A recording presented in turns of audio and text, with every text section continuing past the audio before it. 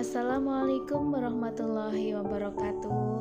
Apa kabar anak-anakku semua? Semoga selalu dalam lindungan Allah Subhanahu wa taala dan tetap semangat untuk terus belajar. Melanjutkan pembahasan minggu kemarin, kita masih melanjutkan tentang teori perkembangan atom bagian kedua. Yang hari ini kita bahas yaitu tentang teori atom Niels Bohr dan teori atom mekanika kuantum. Serta nanti di bagian akhir ada kelebihan dan kelemahan dari setiap model atom. Yang pertama kita bahas adalah model atom Niels Bohr, dikemukakan sekitar tahun 1913 sampai dengan 1914. Niels Bohr menyatakan bahwa atom terdiri atas inti atom yang bermuatan positif dan dikelilingi elektron-elektron yang beredar pada kulit-kulit atom tanpa disertai pemancaran atau penyerapan energi. Tolong perhatikan animasi tersebut. Jadi inti atom itu berada di tengah, kemudian ada elektron di situ digambarkan dengan tanda merah, elektron yang mengelilingi inti atom. Jadi atom yang digunakan Bohr untuk eksperimennya adalah atom hidrogen. Pada atom hidrogen terdapat tingkat-tingkat energi sebagai tempat kedudukan elektron beredar di sekeliling inti tanpa disertai pemancaran energi ataupun penyerapan energi.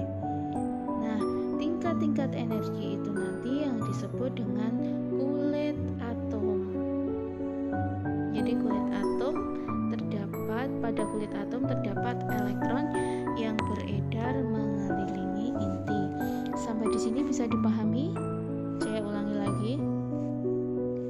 Jadi pada atom hidrogen terdapat tingkat-tingkat energi sebagai tempat kedudukan elektron beredar di sekeliling inti tanpa disertai penyerapan ataupun pemancaran energi.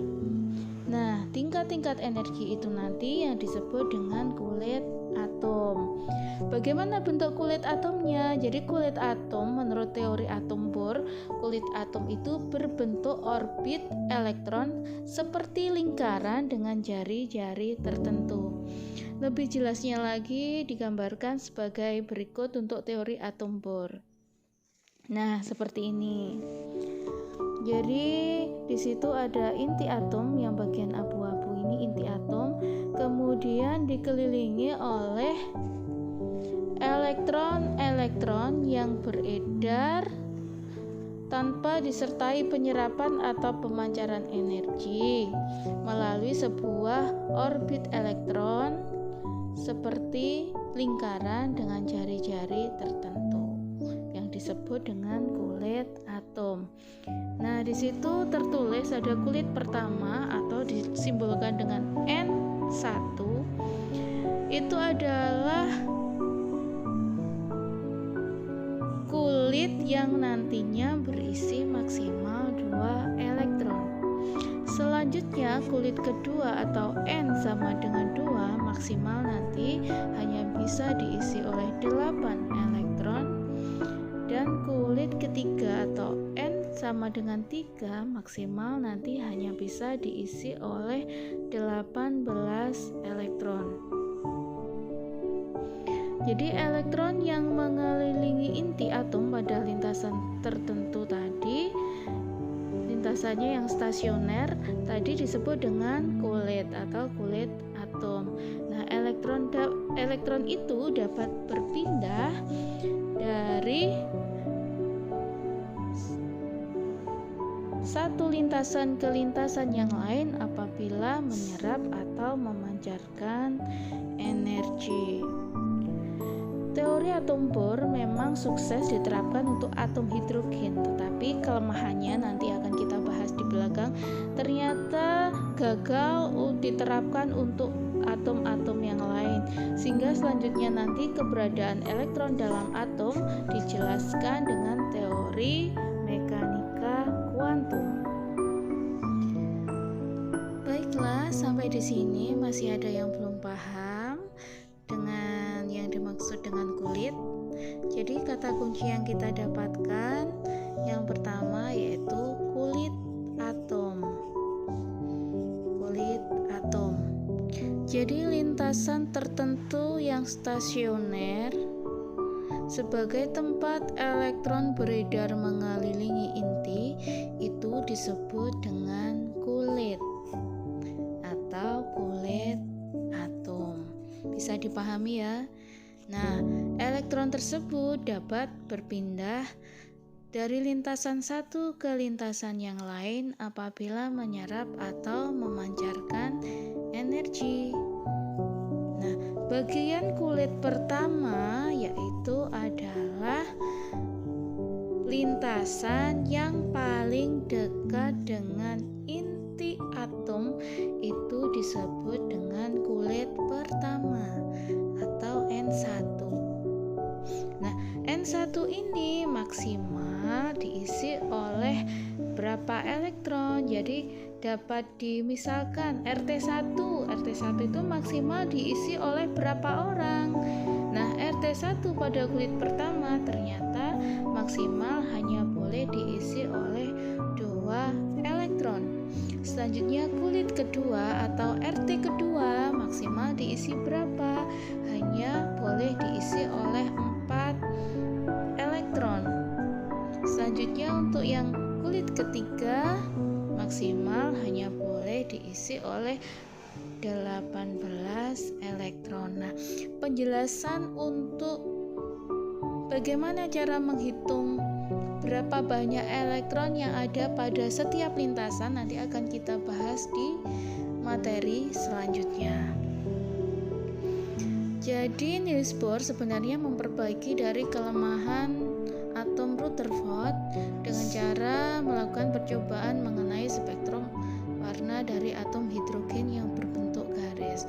Nah, ternyata ada kelemahannya. Yang kelemahannya itu ternyata teori Bohr hanya sukses diterapkan di teori atom hidrogen, tetapi gagal untuk atom-atom yang lain. Dapat kalian dibaca di situ isi dari hipotesis Bohr adalah yang pertama, atom terdiri dari inti yang bermuatan positif dan dikelilingi oleh elektron yang bermuatan negatif di dalam suatu lintasan. Yang tadi disebut dengan apa? Coba ayo. Disebut dengan apa?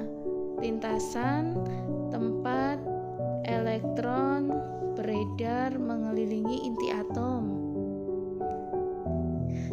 Selanjutnya, yang kedua, elektron dapat berpindah dari satu lintasan ke yang lain dengan menyerap atau memancarkan energi, sehingga energi elektron atom tidak akan berkurang. Nah, jika berpindah lintasan ke lintasan yang lebih tinggi, maka elektron akan menyerap energi.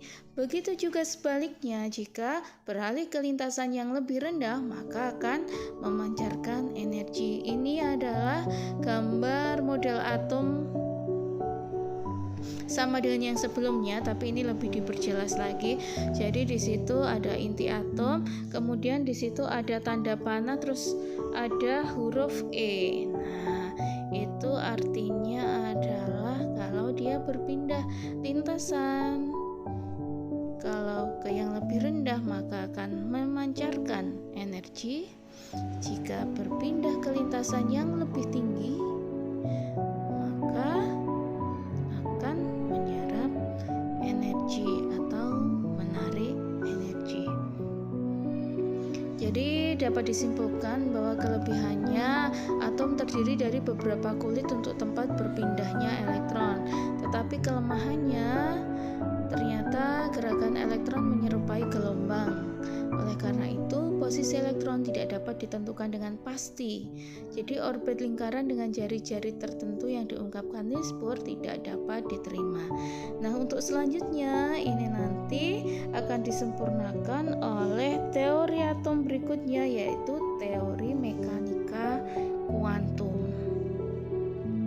Nah, ini adalah model atom modern atau mekanika gelombang atau disebut juga dengan mekanika kuantum. Bahkan ada juga yang menyebutnya dengan teori awan elektron.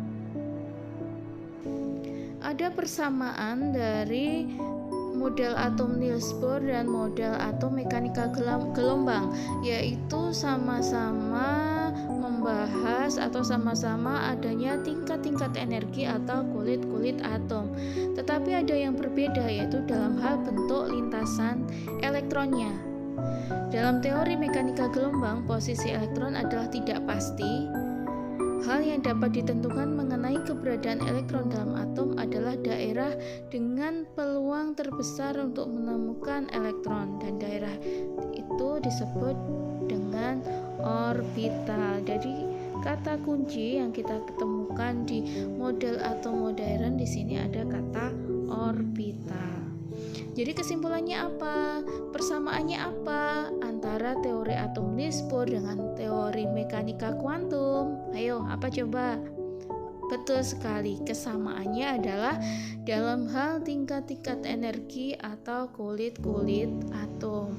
Teori mekanika kuantum diawali dengan teori Max Planck. Jadi menyatakan bahwa atom suatu zat hanya dapat menyerap atau memancarkan energi pada paket-paket gelombang tertentu yang disebut dengan kuanta. Selanjutnya, Louis de Broglie pada tahun 1924 dan Heisenberg pada tahun 1927 masing-masing menyatakan bahwa untuk Louis de Broglie menyatakan bahwa materi dapat bersifat sebagai partikel dan sekaligus dapat mempunyai sifat gelombang. Sedangkan untuk prinsip ketidakpastian Heisenberg menyatakan bahwa akibat adanya dualisme materi, letak dan kecepatan elektron tidak dapat dipastikan secara serentak. Selanjutnya yaitu mengenai kelebihan dan kelemahan masing-masing model atom. Untuk yang model atom Dalton, yaitu model atom teori bola pejal, kelebihannya mulai membangkitkan minat terhadap penelitian mengenai model atom. Kelemahannya tidak menerangkan hubungan antara larutan senyawa dan daya hantar arus listrik. Jika atom merupakan bagian terkecil dari suatu unsur dan tidak dapat dibagi lagi. Kemudian Thomson dengan teorinya Rothier-Smith juga ada kelebihan dan kelemahannya. Selanjutnya Rutherford juga mempunyai kelebihan dan kelemahannya. Selanjutnya Niels Bohr seperti bola dengan inti atom yang dikelilingi sejumlah elektron, itu adalah seperti itu teorinya, punya kelebihan dan kelemahannya, sampai dengan akhirnya kita menemukan teori atom mekanika kuantum. Nah, perhatikan gambar yang paling bawah itu adalah gambar masing-masing model atom. Jadi mulai model atom Dalton dengan bola pejalnya, model atom Thomson, model atom Rutherford, model atom Niels Bohr, dan akhir yang paling kanan adalah model atom mekanika kuantum. Baiklah, terima kasih karena sudah menyimak penjelasan materi teori perkembangan atom untuk hari ini. Tetap semangat belajar dan jangan pernah menyerah. Wassalamualaikum warahmatullahi